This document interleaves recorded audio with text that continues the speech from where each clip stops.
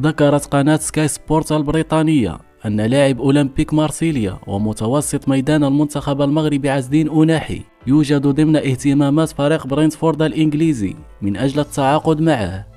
وأضافت القناة أن إدارة برينتفورد باشرت مفاوضاتها مع الفريق الفرنسي للظفر بخدمات أناحي في أقرب وقت ممكن، خاصة بعد تعرض لاعبيها شاندون بابتيست وجوش دا سيلفا لإصابة تجبرهما على الغياب لمدة طويلة.